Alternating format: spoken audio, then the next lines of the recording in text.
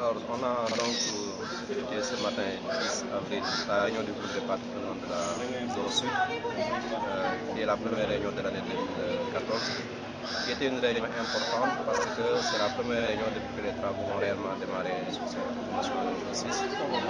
C'était une réunion intéressante parce qu'on a vu des membres du comité des parties prenantes qui sont très intéressés par la réalisation de la route numéro 6, mais qui aussi, de par leurs questions, ont montré qu'ils maîtrisent bien le déroulement des travaux sur cette route-là. Alors, certains membres ont évoqué les retards sur la réalisation de certains travaux sur cette zone-là, qu'on a identifié et on a estimé ce retard-là aujourd'hui à environ 2 mois et demi, qui est un retard important pour nous parce que, comme vous le savez, le Coropact doit terminer en septembre 2015 et nos contrats étaient prévus pour finir en mars 2015, ce qui fait que nous avons uniquement une marge de 6 mois. Alors, sur une marge de 6 mois, si vous enlevez 2 mois et demi, il va rester que 3 mois et demi, ce qui est très important, mais qui est négligeable parce qu'effectivement, dans les travaux routiers, le délai de 3 mois est un délai qui passe très vite.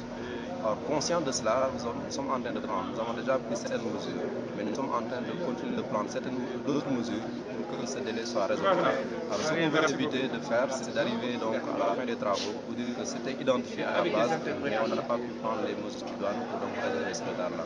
Donc, mon équipe technique, avec donc, les entreprises concernées et le bureau de supervision qui est l'ingénieur, sont en train donc, de réfléchir ensemble pour voir les meilleures solutions pour éviter donc d'arriver dans une situation où on va donc arriver avec un retard où les travaux ne seront pas terminés dans les délais du contrat. Alors, pour la question des écoles, je voulais dire d'ailleurs pour la question des infrastructures sociales de base. Dans le cadre du contrat, on a identifié que l'ensemble des infrastructures sociales de base qui sont à moins de 50 mètres de la route devraient être clôturées par MCA dans le cadre des mesures environnementales. Nous avons déjà fait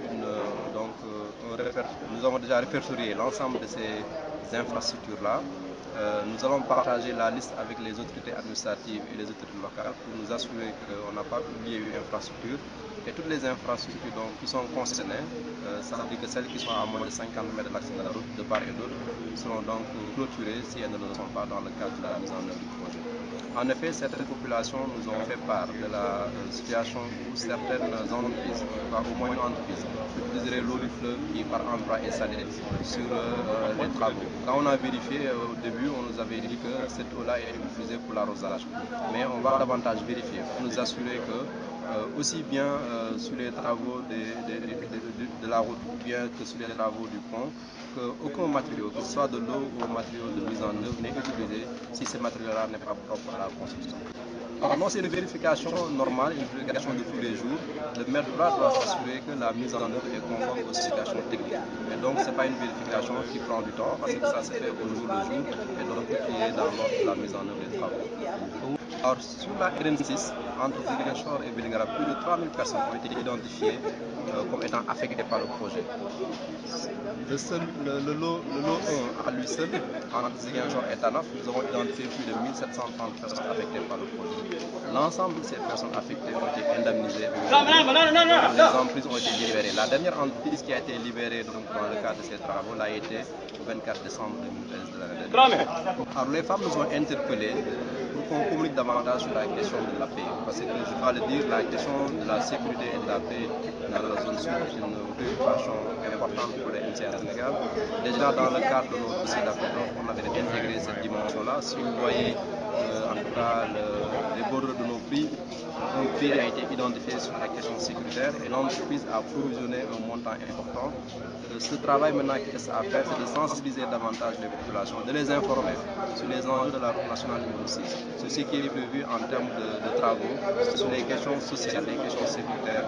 Et nous allons davantage travailler avec les uns et les autres sur cette question-là, notamment les femmes qui œuvrent pour la paix, les jeunes, les populations concernées, les autorités administratives et les autorités locales, et l'ensemble donc des personnes qui sont concernées par cette question qui est importante, qui est la question de la paix au niveau de la population.